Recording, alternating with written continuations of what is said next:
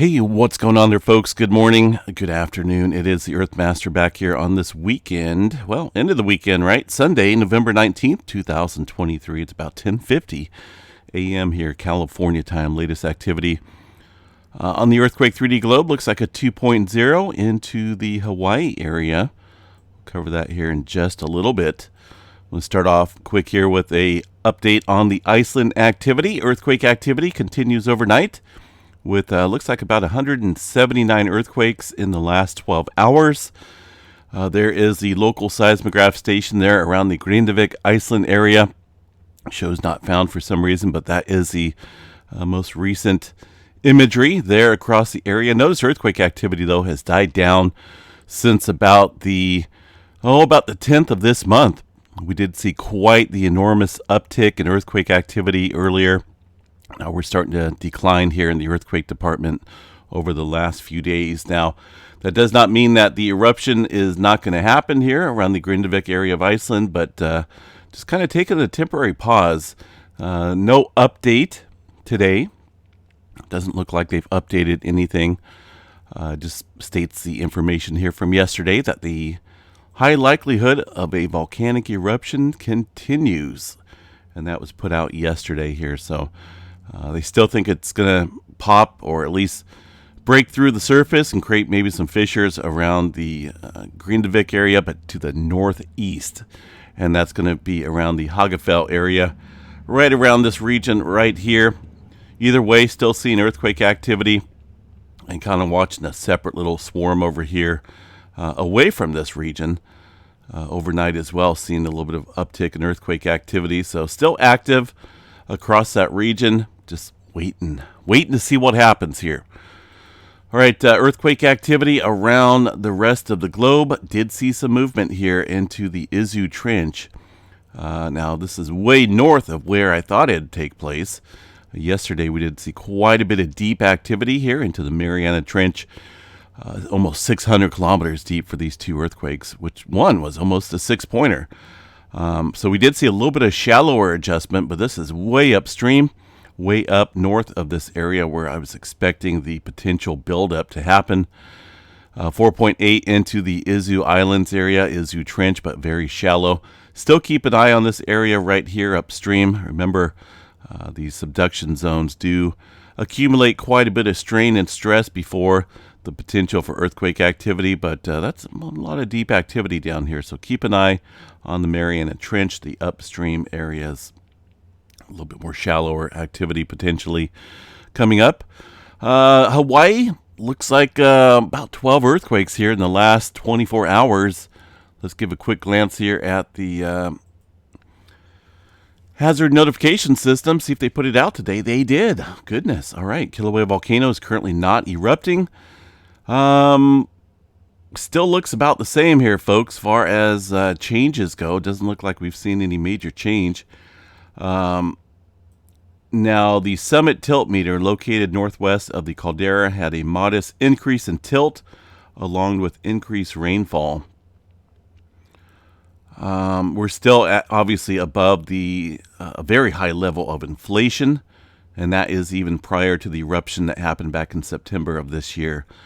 Let's go over and check out the latest tilt meter here from the Kilauea Volcano there on the Big Island. Been watching that for a little while. Last night we were seeing a pretty good spike of inflation. Let's see what it looks like today. Well, kind of continuing there, although we're leveling off here in the last few hours. It looks like this is the inflation chart in the last 2 days. Last 30 days, well, hard to say. I mean, obviously we're entering into another inflation event after about a 2-day period of quietness, but that doesn't necessarily mean that we're going to see anything above this previous level, considering it is leveling off right now. So we'll continue to check back on that. Not a whole lot of earthquake activity taking place here, most of it down near the Pahala area. So a little bit of quietness across the area today in the Big Island. Let's see what else we got. Anything major going on overnight aside from some activity yesterday? Let's see. We got a 4.6 early this morning. A little bit of activity in the central mid-Atlantic ridge from this morning as well. It's down here, divergent boundary. And looks like a 4.5 there. Just all three of these after midnight my time. It doesn't look like we're seeing anything major kicking up here today yet. It's still kind of early, right? New Zealand's seen a little bit of activity. Couple threes down there in the last 24. Let's check out the West Coast, see what's going on, if there's anything noteworthy to chat about. Northern California did have a 3.2. This is, let's see here. Let me check out the tremor map. I believe we've seen some activity down there last night. Northern California, Oregon area, seeing a little bit of tremor from yesterday. And I wouldn't doubt it if we start seeing some tremor down here today, or it maybe already has, because of this earthquake activity we've seen this morning here. 22 kilometers for this 3.2. That is associated with the southern end of the Cascadia subduction zone with that depth. And we'll watch the tremor tonight, see if there's a little bit of elevated tremor. The rest of California here, very spotty at best. California has just been awfully quiet here recently. Most of the momentum and pressure and whatnot has been confined, obviously, across areas of western Pacific and adjacent plates over here. But for the states, a little on the quiet side. Aside from the oil fields out here, they seem like they're always getting hit. One earthquake out in the Jenkinsville, South Carolina area, 1.7. Nothing big. Some movement stirring up down here in Mexico, it looks like. A couple fours. One from yesterday, one from today. Areas around the Caribbean plate and the Puerto Rico area. Looks like we did have a 3.8 here, just north of the U.S. Virgin Islands area, right around the Puerto Rico Trench. Somewhat deep as well, about 40 kilometers there into that zone. And the South America region here, handful of quakes from yesterday and today. Although it looks like definitely things may be kicking up here on a broad scale. Notice activity stirring up and down the area, deep and shallow activity. That could be a good sign there, maybe of something brewing in that area, maybe on the larger size. 4.1 coming in right now into the area. Hard to tell with this huge cluster. Looks like maybe potentially down into the Mexico area, maybe even Guatemala area. Seen some movement. We'll keep an eye specifically on this region here today for some possible activity. Space weather activity. Well, let's see what we got. We've got quite a few active regions coming around the eastern limb. This is getting quite impressive here. Look at this. That is after about a week or so. Has it been maybe 2 weeks of quietness? Very quiet solar flaring on the sun. Far as the sunspots go, looks like things are starting to come back to life here in terms of super complexity amongst these sunspots. Let me see what we got for 3490. This is from last night. A little bit better perspective today. Goodness, that is a huge sunspot. I'm hoping this one holds up. That is quite impressive. And even after the quiet spell, we'll take any kind of large active regions. That could definitely be a major flare threat here as it gets a little bit further into the Earth-directed view. It's been a while since I've seen something that complex out there. That's crazy looking. 99% chance for a C flare, M flare at 35, X flare around 5% chance, and let's see, 3489 is getting some complexity within that core as well. I'm hoping these hold up. No telling how far these may extend over on the far eastern limb of the sun.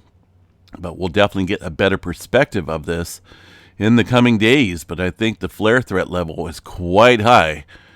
Seriously, and looking at these magnetic lines and arches and the brightness of the UV filter array here, that's quite impressive, let me tell you. All right, expecting maybe a G1 class storm today, maybe throughout the evening and possibly tomorrow as well.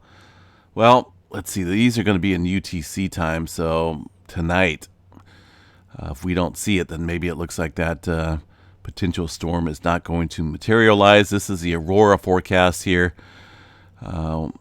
Up to maybe a G1 class storm, but probabilities look fairly low, so I wouldn't count on too much activity stirring up. Now, Storm Prediction Center, we have a kind of a rare threat out here for the month of November, almost into December for parts of the south. Now, in an El Nino pattern, this area, the southern part of the country here, gets quite a bit more precipitation than, say, for example, a La Nina period. So we're heading into strong El Nino through the northern hemisphere winter, and we're looking at a severe weather threat with a high probability of tornadoes. Goodness. I don't recall last time we've seen a major event like this in the end of December or November. 10% hatched area for a probability of an EF2 to EF5 tornado within about 25 miles of a point. That's a huge area covering Jackson, Mississippi, Monroe. This whole area, even if you're out here in the green, you need to be weather aware tomorrow. Got a severe potential kicking up, even a 30% chance for wind and some large hail. But it looks like the setup here is designed with this low pressure coming in here for the main risk being a tornado potential. So just a heads up here, and we're looking again Monday afternoon into Monday night. So this could turn into a kind of a scary little deal overnight across this area. Make sure you have your weather radio nearby for this potential. I did pull up the NAM model, and this is kind of a let's go over here to the other one. I'm going to use this one. This is potentially what it could look like here as we head into tomorrow with these storms brewing up eastern Texas into Louisiana and areas to the east here. Before it turns into a solid line. But there's still even that potential, even in these squall type events, to get these tornadoes embedded within these cells.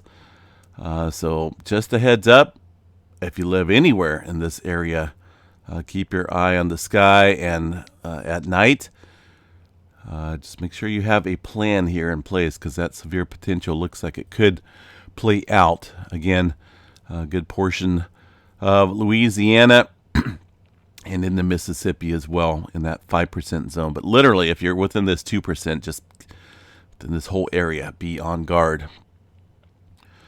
Let's see what else we got here for Mount St. Helens is offline, it looks like. Hopefully that comes back.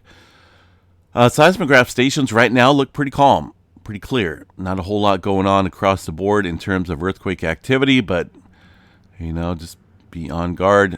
Stay safe today. And the deal with Iceland, just kind of taking a break, it looks like. And we'll see if these guys put out a new update later today. But I'm thinking, since there's no changes, they'll probably skip today and then come back tomorrow. But as of right now, still looks like a high likelihood of a volcanic eruption, according to these folks here. Displacement. Now this is a little odd here.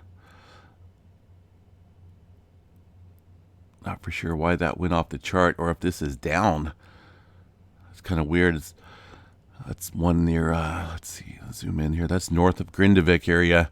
A little bit of inflation, or I should say deflation, going on there around that region recently.